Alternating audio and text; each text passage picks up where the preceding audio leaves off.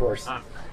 Good afternoon. As you're gathering your lunch and finding a seat, I just want to welcome you all. My name is John Guerri. I'm the CEO of the Temple City Chamber of Commerce. I'm so happy to be here today and happy to be with our guest today, who I'll introduce in a moment.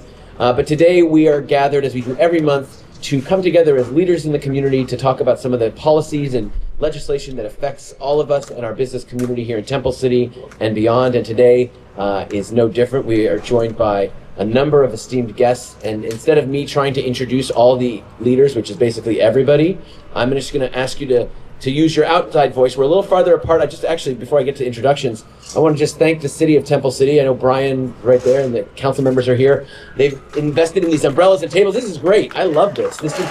Next thing you know, it's going to be like a restaurant, and it's actually going to come up. There's going to be a kitchen. It's always being improved here, but it's a great space to gather in the community. And so we're so thankful that we have this partnership and this space to be able to utilize for such activities as this in Southern California, where the weather, while maybe a little gloomy, it's still a great day with no rain. So let's start with a quick round of intros, just your name and your affiliation. We'll start with Matt, and we might even pass the mic because the I don't think you're first. Oh. Wow. Hi, I'm Matt Smith, and I'm on the school board across the street.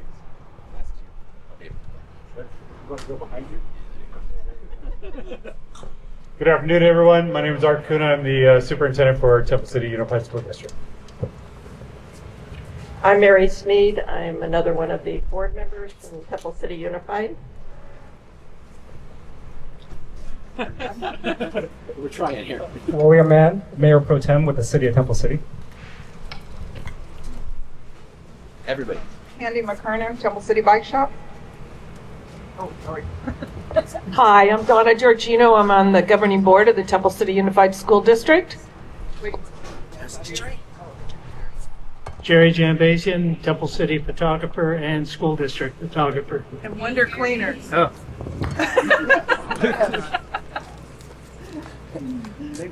How's people's outside voice? It's a little more difficult than I thought. I can use my.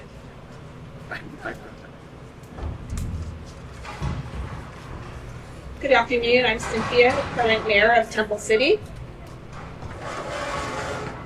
Hi, I'm Ken Reingold. I'm an interested constituent.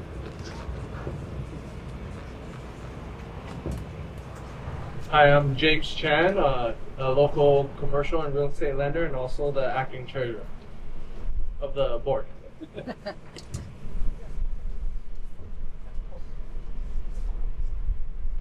morning, I'm Judy Chan with the Executability. I'm the vice president of the board of the City Chamber of Commerce. My name is Rodney Hood, and I represent Washington. Good morning, everyone. Ben Long with Starbucks and the board chair for Temple City Chamber of Commerce.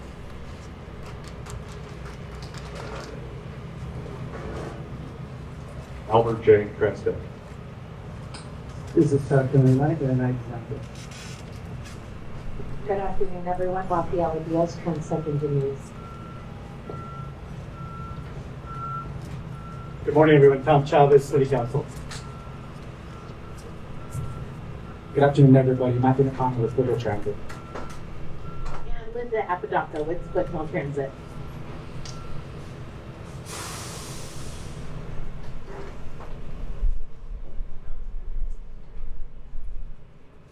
Good afternoon, everybody. Ed Chen, Temple City Council. Hi, everybody. Becky Chang, Admin Services, and also a board member for Temple City Chamber. Good afternoon, welcome. I'm Brian Cook with the City of Temple City. Hi, Tammy Silver, board trustee member for Pasadena City College. Hi, everyone. Tim Gay with Admin Services. Hi everyone, Lena Zhang, Cook Commerce, and also a licensed architect. Hi everyone, Lauren Quinn with Business and Construction Running Progress. Hi, everyone. Cecilia Quinn, member of Western Gable Valley Realtors, real estate realtor and insurance agent. Jason Hugh, Field Representative for Assembly Members by Council.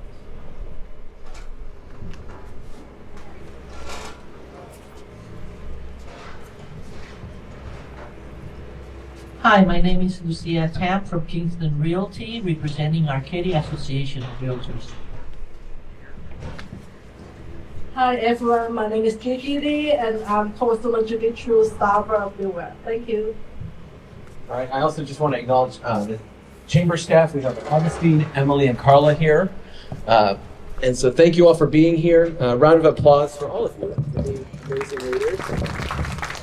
There we go. I also want to just acknowledge both TransTech and Athens Services, both of whom sponsor our legislative lunch. So thank you for helping make this possible. And to Path to Spicy, one of our local restaurants who's provided lunch today. We appreciate their delicious food. I hope you're enjoying that. But enough about us. One of the reasons that we're here today is to hear from our guest, someone who is one of the staunchest supporters of business and especially small business in the United States, because she represents us at the U.S. Congress for the 28th Congressional District, which includes the West San Gabriel Valley, and that is Congressmember Judy Chu. So let's give her a round of applause. Congressmember Judy Chu has been elected since 2009, so that makes it 16 years that she's been flying back and forth, fighting for us there and fighting for us here and being our great voice for us. She serves on the Ways and Means Committee, which has jurisdiction over legislation pertaining to taxes, revenues, Social Security, and Medicare. And she has oversight of the healthcare reform and crucial safety net programs, and also serves on the House Budget Committee. She started as a local elected official in Monterey Park area as the Board of Education for Garvey School District, and was elected to Monterey Park City Council in 1985. Is that right? 1985. Mayor 3 times. She was on the State Board of Equalization. She has had a lifetime of public service. But this last 16 years that she's been representing us, she's been fighting for us in a way that very few elected officials have, I think the present company accepted. But she's been our voice, and I can't tell you how often we talk to her or her staff for issues that pertain to our constituents here, our business community, or just our community as a whole, and they're responsive, they get back to us, they text us back in nighttime. It has been such a pleasure to have Congresswoman Chu representing our area, and so please, a warm round of applause for Congresswoman Judy Chu.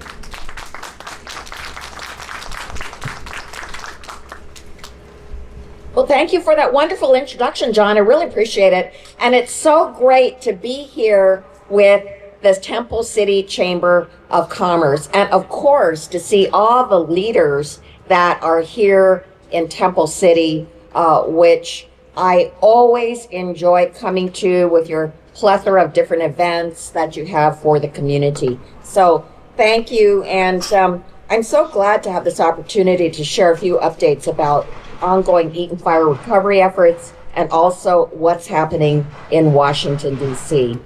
Well, first of all, the Eaton Fire. We know that so many of our neighbors and friends in Altadena and Pasadena are facing so many issues. And I'll never forget learning about the fire on January 7th. I jumped on a plane right away and came here to find that 9,500 structures were burned, including 6,000 homes, that 20,000 people were made homeless, and they're still just out there in hotels and Airbnbs and rentals. And 18 people lost their lives, mostly in Western Altadena, and they were elderly and disabled. So I have made it my mission to help these survivors in any way I can, but especially to make sure that they get the federal resources. Thankfully, President Biden immediately declared it a national disaster. That allowed FEMA and the SBA Disaster Recovery Center to come down here. They've been very, very proactive. FEMA gives immediate aid for emergencies. The deadline was March 31st. I do want to tell you, though, that if somebody hasn't signed up and they have a good excuse as to why not, they will be able to still sign up for 2 months more. So, it's not really and truly ended. Nonetheless, that immediate aid was so important, and now it's delivered more than $113 million in assistance to these survivors. The SBA They have a disaster program, and it provides very low-cost interest loans, not just for small businesses, but also for homeowners and renters. And so for small businesses, it can be as much as $2 million. For homeowners, it can be $500,000, and for renters, it can be $50,000. And the loans can be at as low as a 2% interest, and you don't have to pay it for the first year. So it is on very, very generous terms.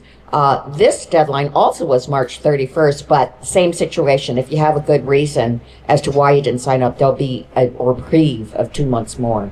So let people know about that.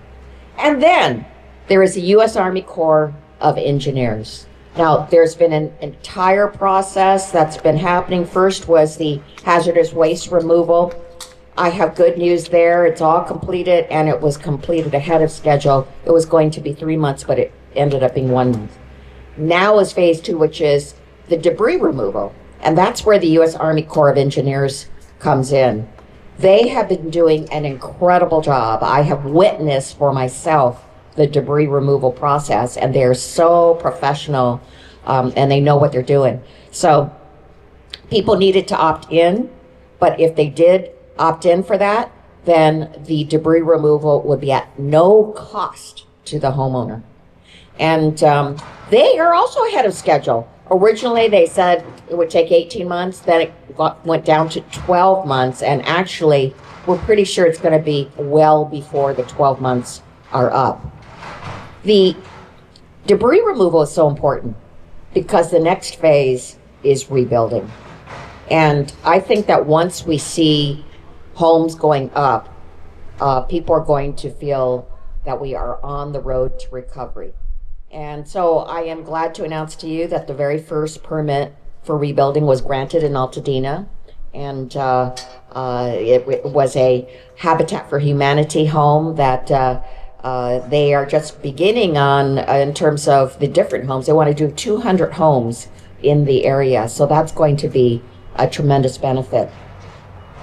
And we are also making sure that there can be a hardship accommodation plan for small businesses. This is a special thing I am requesting so that those who did get these small business loans can have a reduced monthly loan amount for up to 6 months. So an even greater break for those who are suffering, because as you know, with Altadena, so many of those businesses were just devastated to the ground.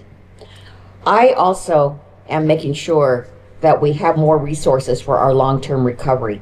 And that is why I am pushing for Governor Newsom's request for $40 billion to be granted.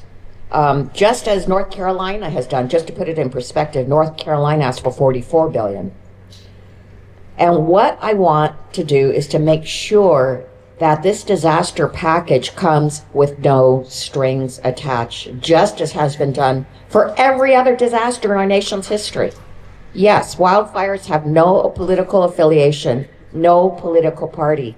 And as Americans, we should support Americans when they are at the lowest point of their lives, as these survivors are.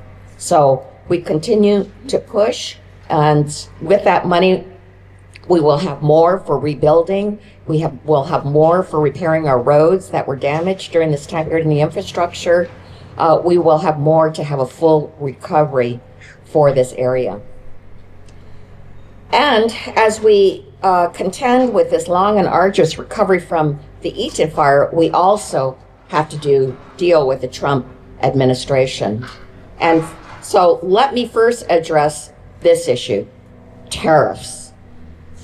For goodness sake, we are in a trade war that is sending the price of basic goods up while destroying overnight the retirements that so many Americans have saved for over a lifetime.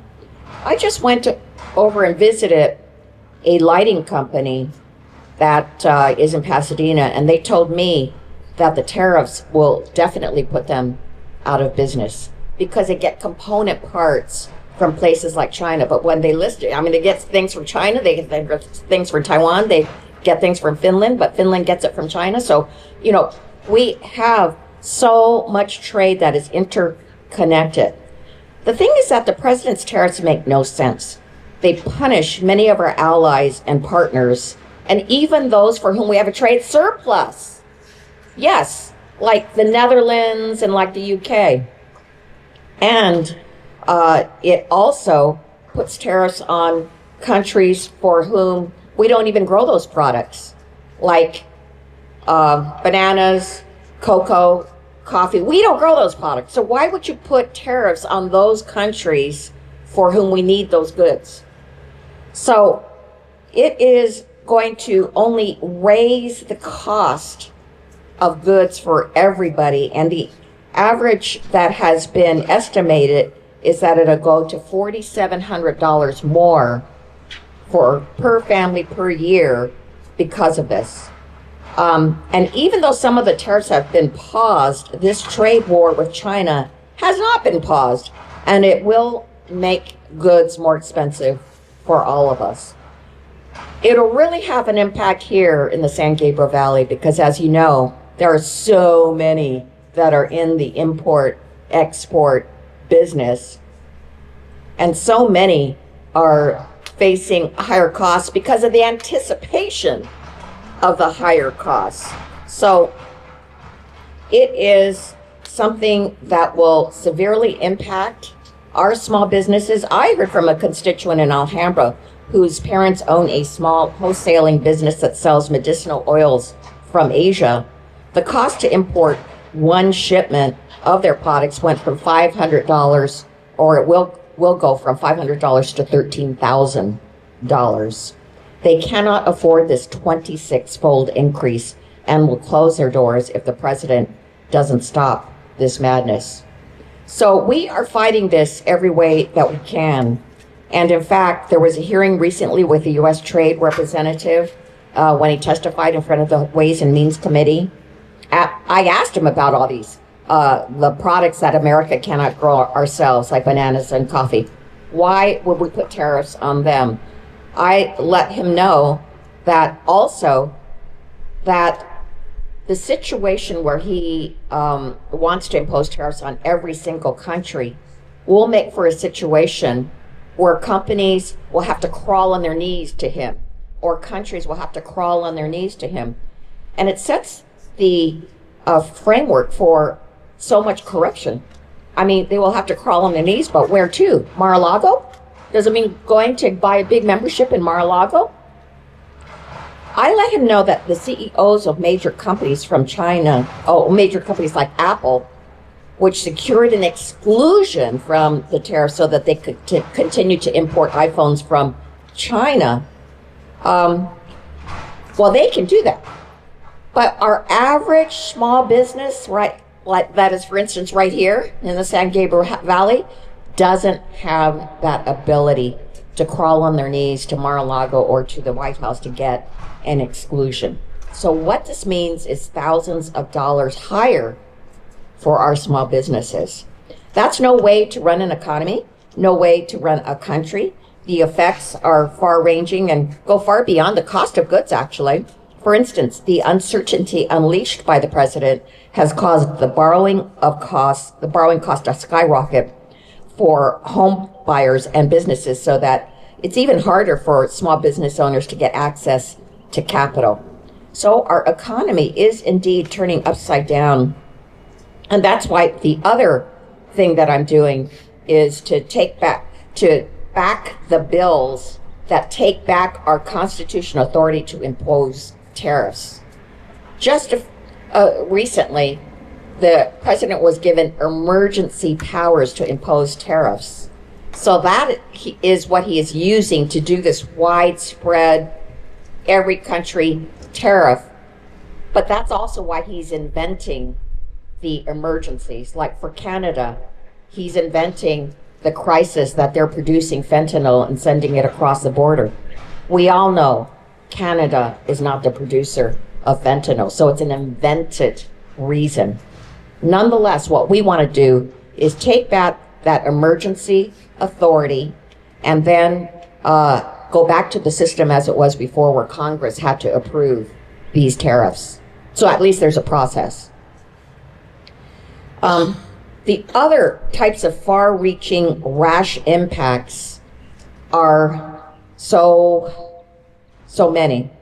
And on the day that President Trump took office, he gave an unelected billionaire, Elon Musk, the power to dismantle whole departments of government and fire thousands of federal employees. At the Social Security Administration, he fired thousands of workers and closed field offices across the country. That is what I call a backdoor cut to Social Security benefits. You see, by cutting off the workers that service them, which, I mean, it already took some time to get an appointment, but to cut it even further means that they will have to wait many, many hours if they are forced to go in person. And it will make it harder for countless seniors and people with disabilities who have some issue with Social Security. And if that wasn't bad enough, Trump gave his billionaire dollar Elon Musk access to your private Social Security information and the power to turn off your benefits. In fact, they took a number of people and they called them dead. And so, yeah, they were immigrants, and so they changed their status to dead so they cannot get their benefits. That's how serious this thing is. And then, how about health care? Just a few weeks ago, Secretary of Health and Human Services, Robert F. Kennedy Jr., fired an entire generation of scientists and healthcare workers responsible for preventing diseases like measles and finding cures for Alzheimer's. They fired 10,000 employees at HHS. And you know how they found out they were fired? They go in the morning to put their key card in the slot, and instead of turning green, it turned red. That's how they found they were fired. There was no due process. There was no evaluation made, nothing. And so not only is there very critical work that now will not be done, like they were going to do measles vaccination town halls in Texas. That's not going to happen anymore. And this is all while this administration spreads misinformation on vaccines and public health. And already RFK is saying that he wants to take the COVID-19 vaccine off the mandatory list. Well, then there's small business. On top of the needless tariff war, which will already hurt local small businesses in the San Gabriel Valley, just last month, the Trump administration vowed to gut yet another federal agency, the SBA, the Small Business Administration. They want to cut the SBA by an astonishing 43%. That's 2,700 employees. And I take particular exception to this because I've seen their good hard work in this wildfire process. They have been out there working so hard to make sure people get the loans that they need. This is something that is unnecessary and actually will hurt small businesses. And then something that is very important to the San Gabriel Valley, how about our Forest Service employees? You know, I have worked so hard to make sure the San Gabriel Mountains get the resources that they need by getting it declared a national monument.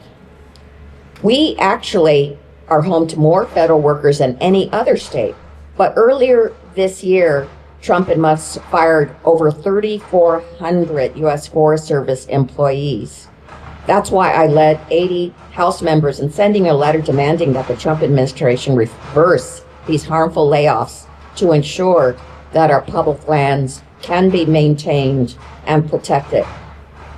And Trump's massive cuts to biomedical research mean that universities like USC and UCLA will lose millions in grant funding. In fact, there have already been $4 billion of cuts to NIH. And I've been hearing from my constituents who are the recipients of this grant, like Dr. Kelly Kwan, a USC associate professor, who was conducting a study on the impact of prescription opioids on infants. I think a very, very important study. Well, she was cut off. So no more are we going to get information on that. So what is the reason for all these cuts? The cut is to pay for tax giveaways to big corporations and billionaires. I kid you not. It's $5.5 trillion in tax giveaways to billionaires and big corporations. But how would they accomplish this? Well, with all the cuts that I just told you about, but also they can only do it if they make drastic cuts to Medicaid and SNAP, which feeds low-income people. So Medicaid, which is called Medi-Cal here, $880 billion. That would be the biggest cut ever to Medicaid in our nation's history. And it will cost lives. Medicaid is a lifeline that provides health care to over 70 million Americans. This includes people like Chi Kwong from Monterey Park, who called my office and said, I am a 74-year-old who's worked for 40 years as a warehouse worker. After decades of hard work, I now rely on Medicaid and Medicare for life-saving medication and medical care, especially after undergoing hip and spine surgery. So remember that Medicaid goes hand in hand with Medicare. Medicare provides a certain amount of care, but there is a limit. So for instance, it will provide about on the average, 28 days of hospitalization. But after 28 days, guess what takes over? It's Medicaid. So without Medicaid, our seniors are in grave danger because 2/3 of the funding for long-term care, nursing care, and so forth comes from Medicaid. Well, there's also another issue, which is the deportations.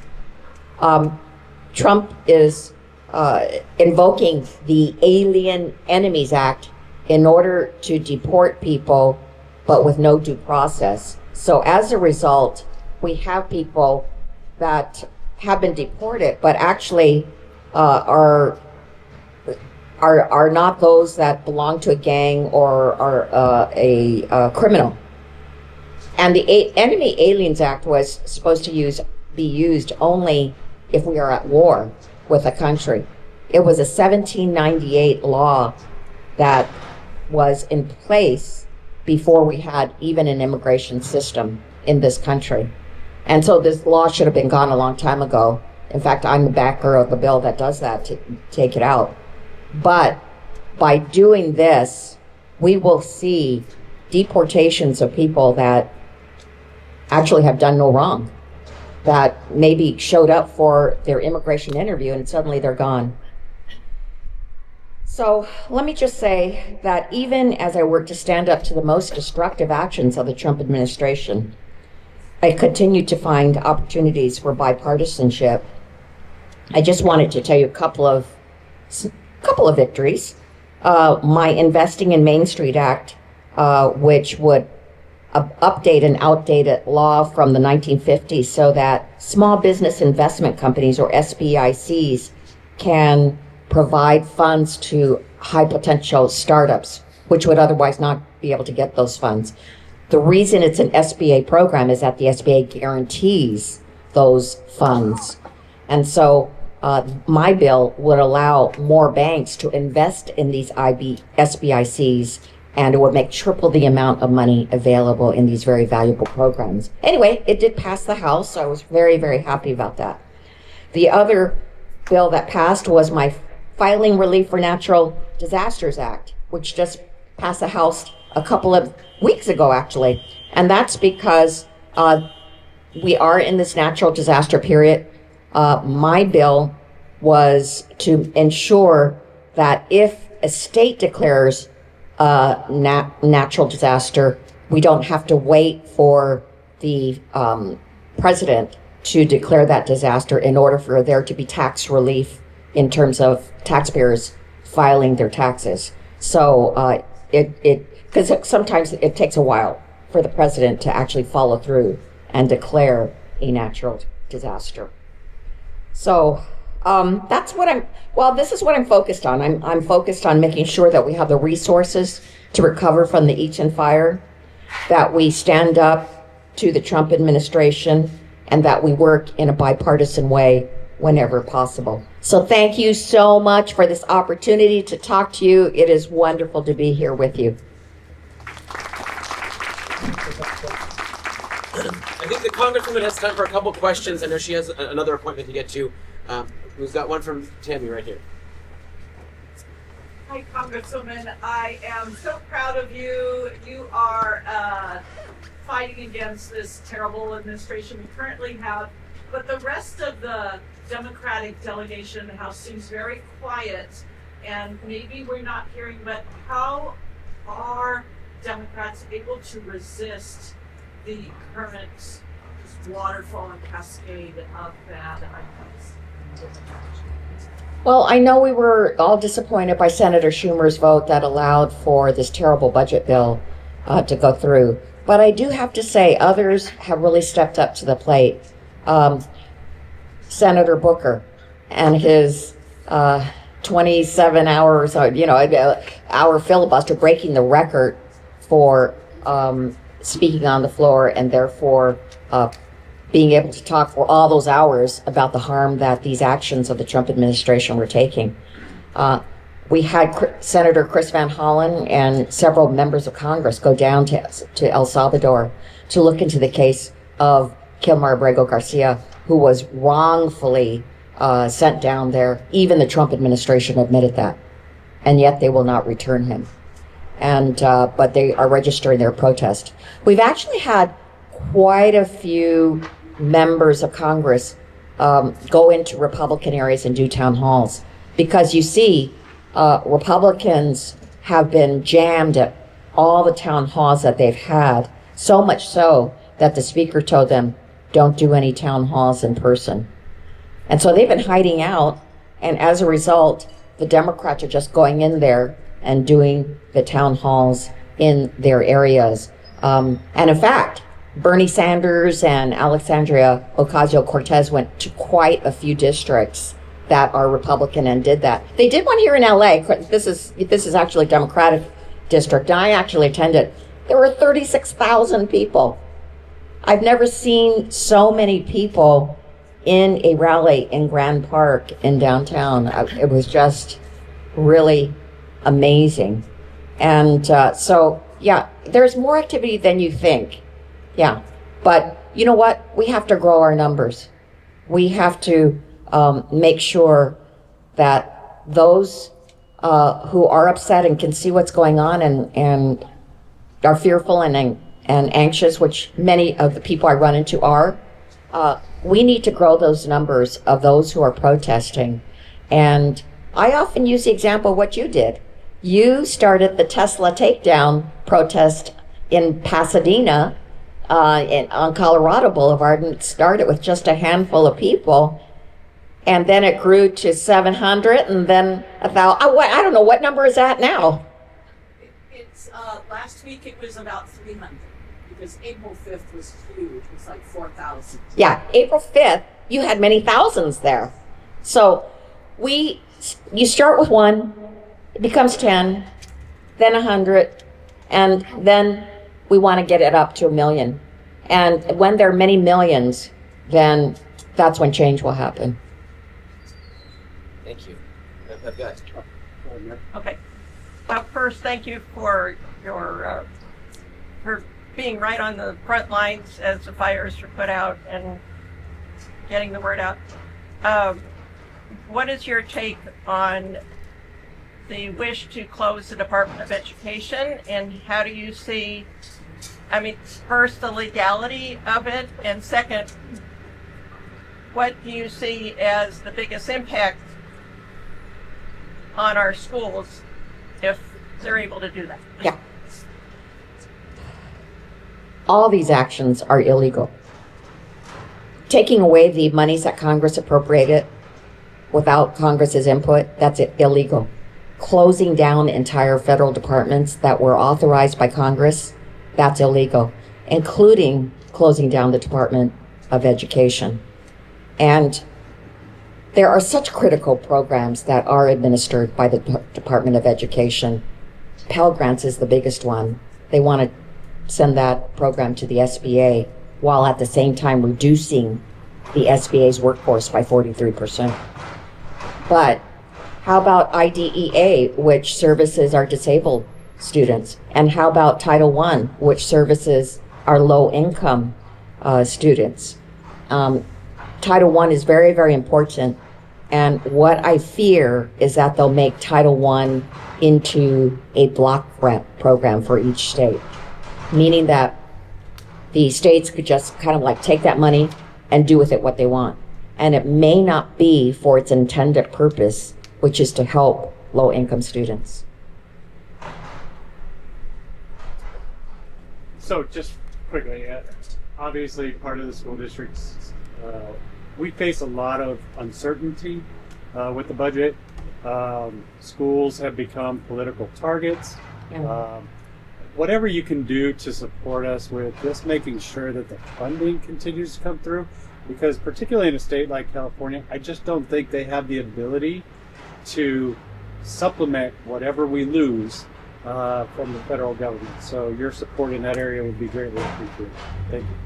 I understand totally. I mean, IDEA was already underfunded. Yes. And school districts have to bear the cost, even though it was a mandate from the federal government. So yes, it would be tragic to lose the support that we have right now. We will fight to make sure all those dollars can come through like they should. We have time for one more question. Who's got a question about transportation, about local government? Okay, Tammy. Okay, sorry. Second bite of the apple.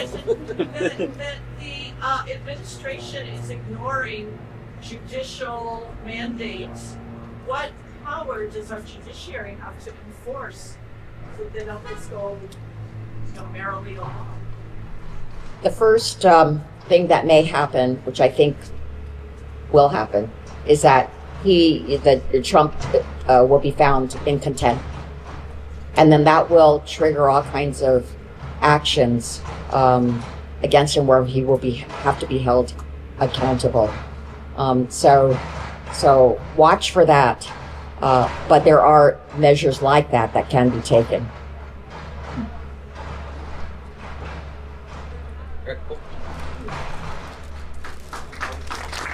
On behalf of the board, definitely want to thank you for the time.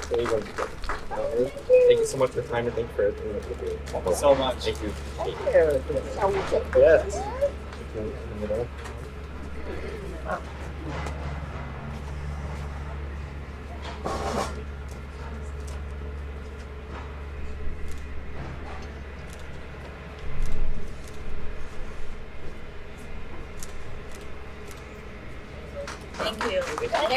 Thank you. Thank you. It's great to hear, I get to DC like every 4 or 5 years just for, a good meal, maybe a walk the halls, but to know that you're there every week fighting for us and the update you provided was excellent. And thank you so much for what you're doing. Please let us know what we can continue to do to support this effort that you're leading. And I know you have to run, but thank you so much for spending time with us today. For everyone else, before you leave, I wanted to just give a couple quick updates and remind you of some activities that are going on. First of all of our residents, hopefully you all got this delivered to your mailbox.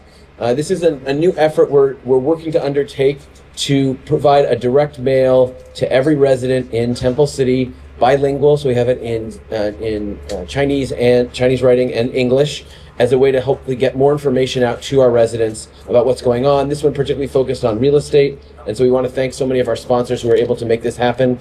Just so you know, tariff related, this paper comes from Canada, and so in fact, we got a notice, we had made an agreement to print it before, it takes a while to plan, and before we actually send it to print, the printing price went up because of the tariff.